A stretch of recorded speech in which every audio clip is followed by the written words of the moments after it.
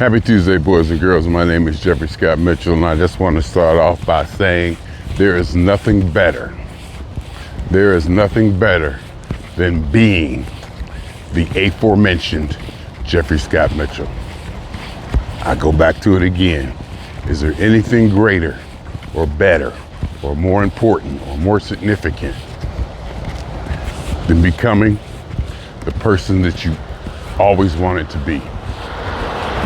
Self-actualization, whatever you want to call it, reaching your full potential, however you want to lay it out. I've done a few things this summer. I've seen P-Funk in London, in the United Kingdom, and at those shows I noticed that the rhythm of the crowd was amazing to me. I was into it, I was feeling it. I left there, I flew to Florida. Saw P-Funk on my birthday. It was a Zora Neale festival down in Florida, and I don't want to say in the boonies or out of wherever, but it was just in a big field, and it was all black people, so you know it was rhythm. I left there, somehow ended up in Youngstown, and Youngstown may be the rhythm capital of the world as far as I'm concerned. I saw a concert show there, and people was just, everywhere you looked, fantastic rhythms and people grooving. And then I remember I was just in New Orleans, and the crowd sang and clapped. It was so beautiful. And the rhythm, it's the rhythm of the people. And earlier, this week I was going through my videos, and I found a video I made of a show from 2016 in Grass Valley, P-Funk, where during Atomic Dog, I recorded the show just because it was white girls there and they was all dancing on beat. The crowd was on beat. And I actually entitled the video, White Girls on Beat.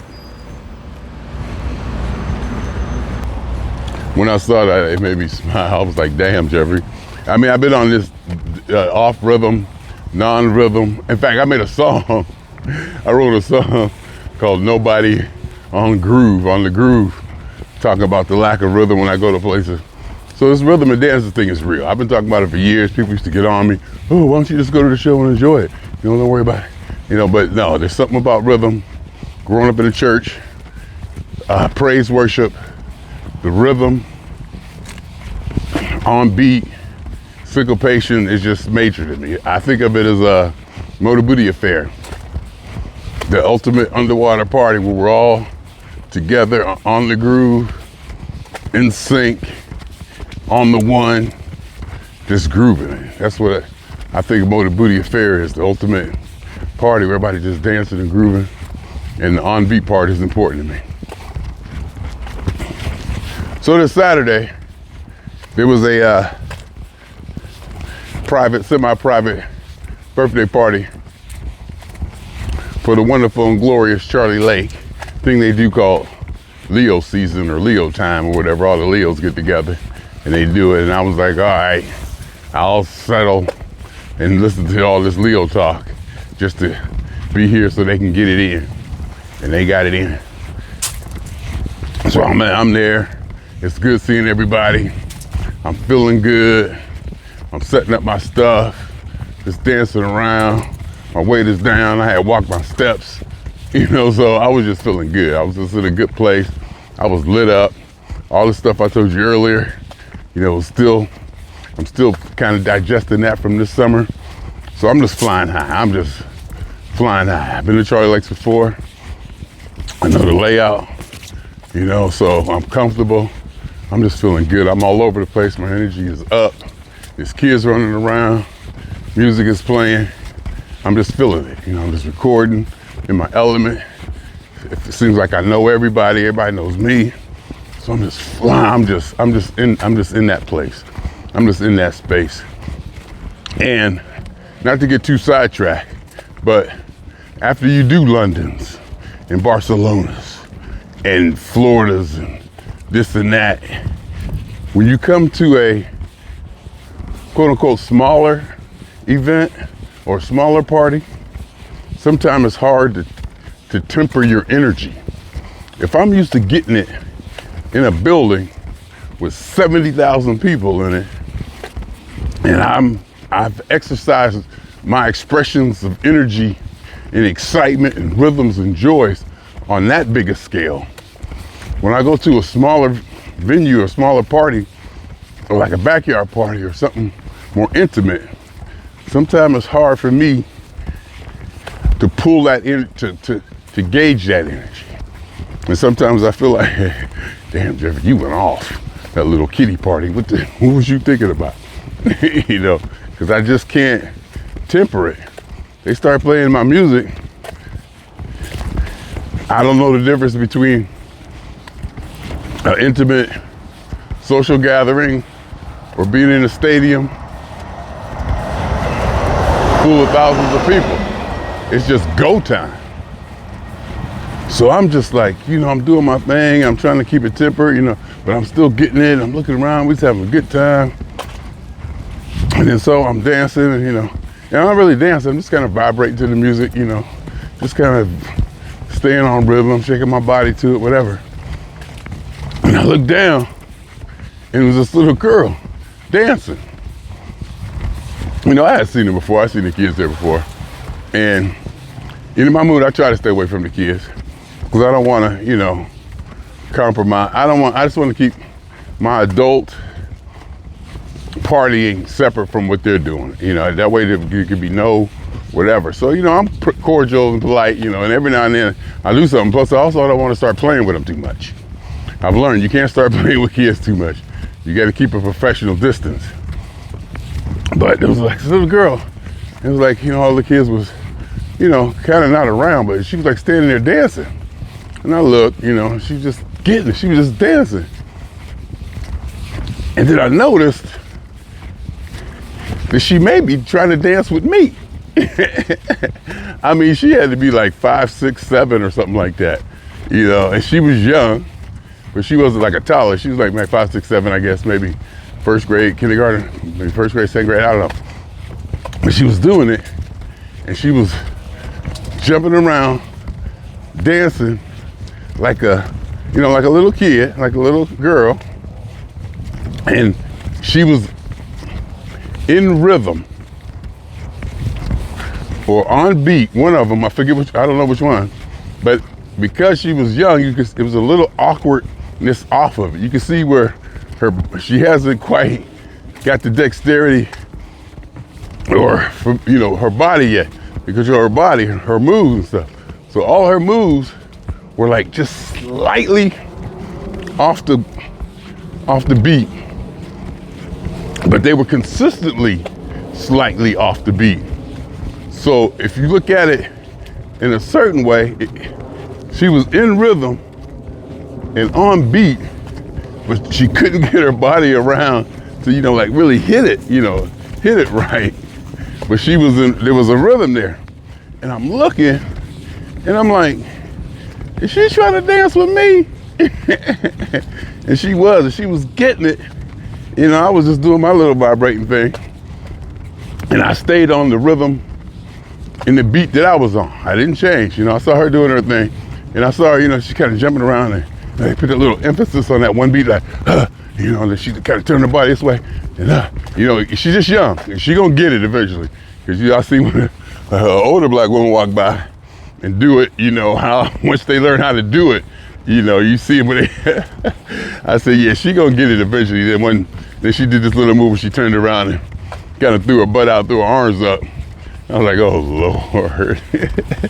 You know, but it wasn't too much of that. It was more rhythm and jumping around. And she was jumping around on the rhythm. I was like, oh. So what I did was, when I was dancing, I noticed her, she looked at me, I look at her, and I didn't like overly do it, get all crazy, okay, you go. You know, I just kind of, you know, we just kind of just kept doing it. You know, like we was cool, you know, like, hey, we do this all the time. But what I did was, I stayed on my rhythm. I stayed on my rhythm and my beat, and I, you know, where I was. And she stayed on hers. So I'm watching her, and I see her, she can feel it. I saw her, she can feel it, because she started jumping around a little harder, and she started doing a little extra and showing out. And it was still a little bit off beat, but it was in rhythm. I could see the rhythm was there. It was just a little bit off. It was the most gorgeous thing. And the whole thing was, I stayed on mine. I didn't start jumping around doing the same thing she was doing. I didn't go to hers.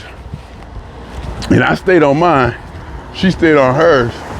And we was dancing like that for like maybe 2-3 minutes. I mean, I'm sure everybody at the party saw this. I thought that was the coolest goddamn thing that has happened to me in a very long time. That was just so cool. The way I talk about rhythm and dancing, and to have a child, somebody who is not, I don't want to say corrupted, but hasn't been influenced by social anything. Where was I? Oh yeah, talking about kids, you know, before the social pressures of manners and what you're supposed to do, and all the psychological peer pressures and influences that you get as you get older, kids don't have so much of that. So they kind of just want to do what they want to do. They just basically, I ain't gonna say basically, whatever, they're just more primal. It's just less complicated. So to see her to make that decision, to want to get out there and dance with me for whatever reason, and for whatever she wanted to express, or whatever she was trying to do, that basically sums up, well, maybe over dramatizing this and sensationalizing it, but that pretty much sums up 30 years of my searching for rhythm and groove. That one little instant, the beautiful little girl, just being a kid, just doing what comes natural. I think that's what I was trying to say about, not being influenced by peer pressures and manners and social norms. What comes natural, seemed like what came natural to her. So we was just getting it, and and the thing is, I stayed on my beat, right? I stayed on mine, which was, kind of complicated one. I got my little things here, and she stayed on hers, and you can see when she started to get into it, they really want to do like a really good move, and they kind of prepare for it. You can see her prepare for it and try to jump and do it on the beat or close to the beat, whatever she felt. And you can see it was just a little bit off, like a little kid. It was the cutest thing, but she consistently did it a little bit off. So if you adjust it, it was in rhythm. So and I've done this with other people, white girls in San Francisco and other places, that where they were just slightly off the beat, but they were in a rhythm. But they were just slightly off the beat. Maybe they was in rhythm, but dancing on the 2 or something like that. They emphasized something like that. But you could see that the rhythm was there, but they were just like slightly off beat. And I've done that before, where I've danced with them, made that adjustment in my head, and was able to connect and resonate with what they were doing. And plenty of times they felt it. I could see them feel it. And they respond when they see somebody else is feeling that rhythm or that beat or that drive, whatever. You can see them respond. And a couple of times I noticed that when they respond, you could tell it was something new to them, or they weren't used to it. I could tell by their reaction, it was something, because they get into it. One time in Vegas, me and this girl was ended up like dancing with each other, and I guess her boyfriend was in front of him, something, he was in the middle. And me and her got into it so much, he actually stood between us and put his hands up and was like joking, like trying to block it, trying to block, our whatever we were doing. And she moved him out the way, because we had locked in on a rhythm, and she was feeling it.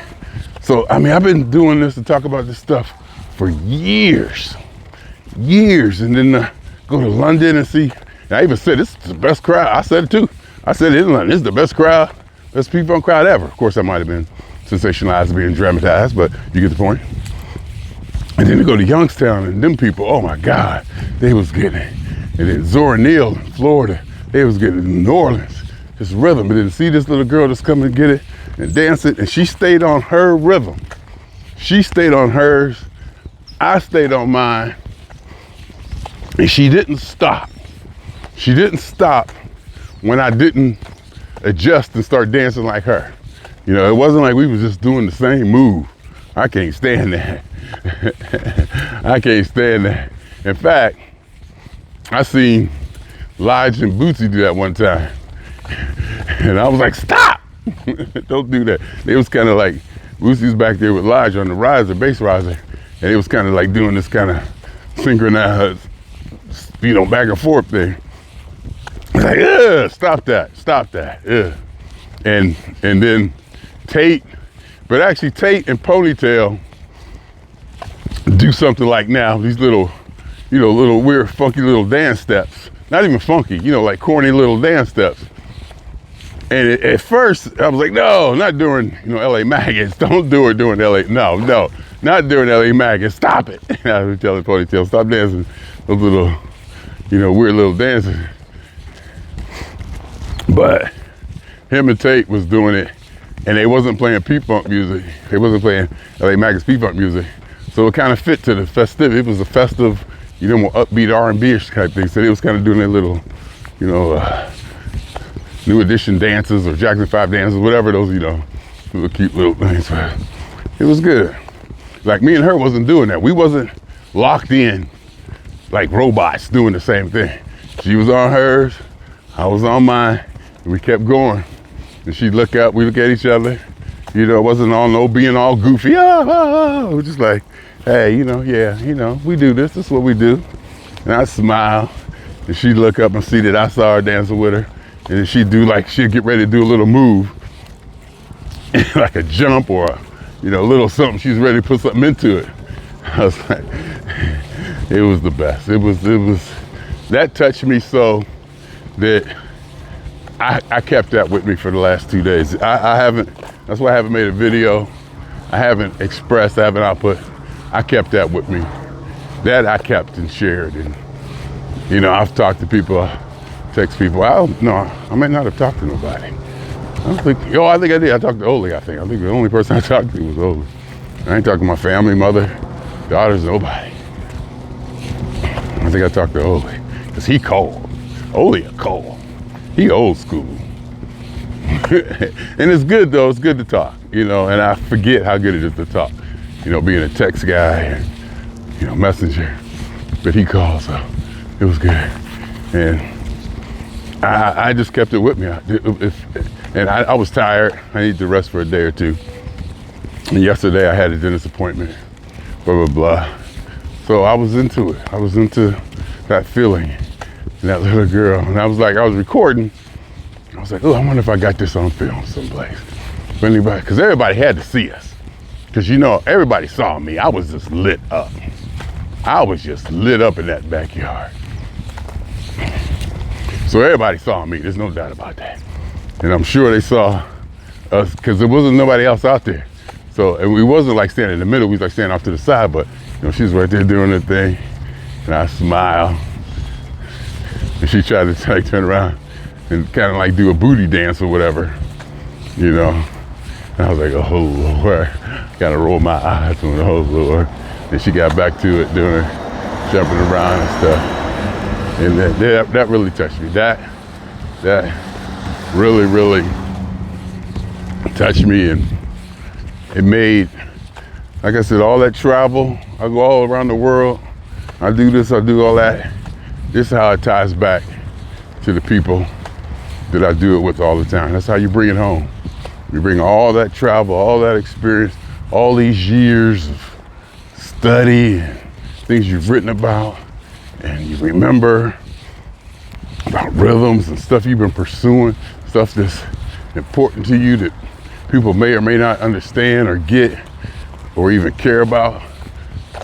And then to have something like that happen and for it to be witnessed by other people, because I know other people saw it. I know other people saw it. And then when it was over, we didn't like go, hey, hey, slap each other 5 or anything. We just kind of walked away. I forget how it ended, in fact. I think I even forget which little girl it was. It was because they was running around there. And then, you start running around and they start bumping into you. And then you just kind of gesture at them and they, and then once you start gesturing at them, they want to play. You got to watch that. You can't, you got to regulate that. You can't start playing with them because they don't know when to stop and they ain't supposed to. So that was fun. I'm not gonna finish this. I'll finish it later. Oops.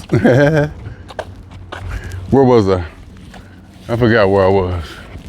But I mean, just the whole camaraderie and fellowship and seeing everybody, talking to everybody. We hadn't seen each other in a while.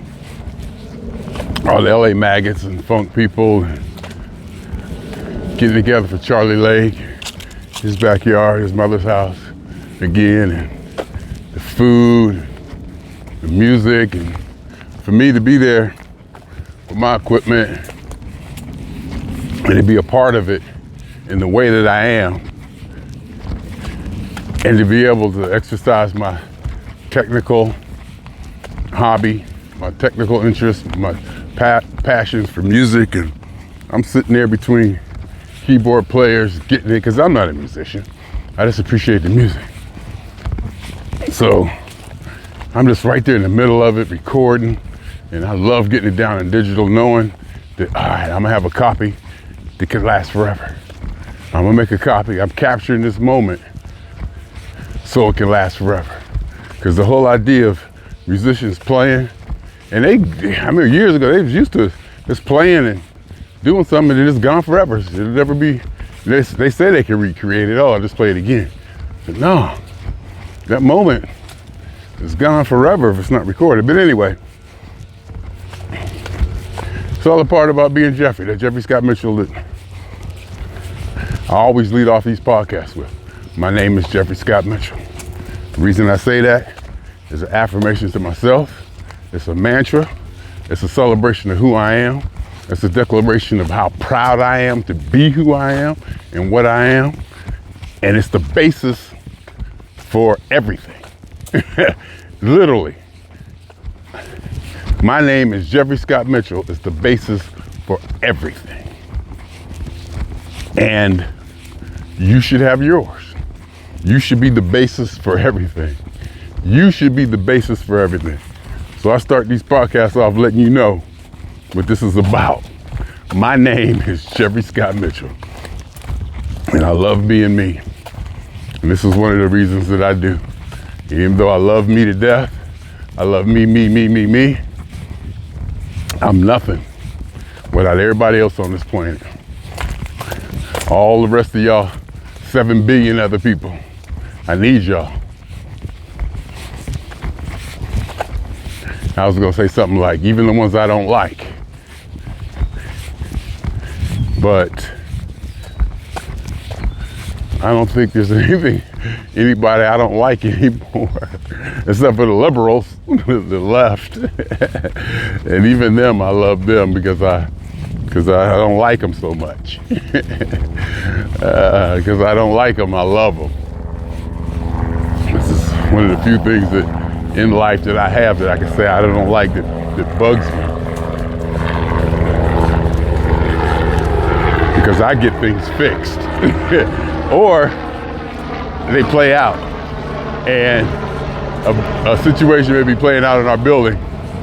They let some people move in, a lot of traffic, nothing rowdy noise, but just a lot of traffic in and out. You can tell they're young, constantly moving, just, not banging doors, but, it's a lot of in and out traffic. And that seems to have subsided. It didn't last long in our building. It doesn't last long. But anyway, back to Jeffrey and who Jeffrey is and everybody around Jeffrey in Jeffrey's world. In Jeffrey's world. We are here living in Jeffrey's world. Yeah, that was weak, I know, I don't care.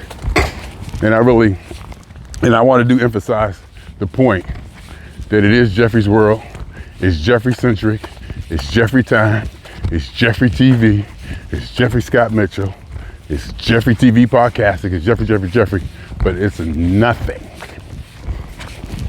I am nothing without the 7 billion rest of y'all. And the few of us that was in that backyard Saturday. Oh my God. Just, oh my God. Just look around and just dancing and free. And I get to a point, I get to a zone where it's like I can't get off beat. It's like it's impossible for me to get off beat because I'm not really trying to be on beat. I'm just flowing with whatever's going. And it took me a long time to get there. And a lot of it had to be confidence, familiarity, and really confidence in myself, confidence in what's going on, to be able to relax and just let the music take me. I don't have to go after the beat anymore. I don't have to like sit, listen, concentrate to find that rhythm to flow on. It just comes natural, or I learned how to wait on it because it's like I can't get off beat. It's almost impossible because the beat drives me, or there's something in the mechanism that where I'm being controlled by the music or something driven or something. It's just, I can't. It's just, and people, you know how many people watching me, or every now and then though, I'll be in front of a crowd and I'll notice, you know, that I got a lot of people's attention and it will throw me. And that's what it's for. That's what it's about. You know, a little bit of nervousness, it'll throw you. You know, you start overthinking the rhythm. And then I'll smile and I'll get off beat and it'll startle me and I'll get right back on. So when I was dancing with that girl, a little girl, I knew people was watching, you know, but I was just in the zone. I was, you know, into her, into the music, her movement, people around me. I was just locked in. So I was just able to just flow with it. And I looked down and she was just dancing. I was like, she dancing with me? Why you dancing with me? I'm looking around, huh? It was good, she was getting it. Like I said, she was slightly off beat, like little kids are, you know, they're trying to get it. They know where it's at, they're trying to get it. They know in their mind what they want to do. You can almost see them thinking about their next move or whatever. And then you see them prepare, like, try to jump into it and do it, get it right on the beat. And it's just a little bit off, but it's consistently off. So if you see it as a whole, there's rhythm there. It was just beautiful. It was just good. That brought it all in for me right there. That brought it all in for me. Like I said, from London, New Orleans, Youngstown, wherever I was, Florida, P-Funk, wherever, all that came down to watching that little 6, 7, 8-year-old girl try to do her thing to the music. Something about the music. My name is Jeffery Scott Mitchell, y'all, and I'm swinging on y'all 2 times.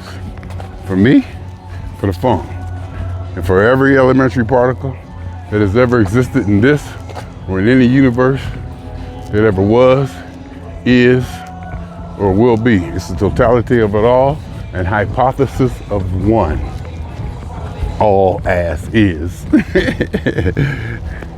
A theory of universe and hypothesis of all is one. My name is Jeffrey and I'm out.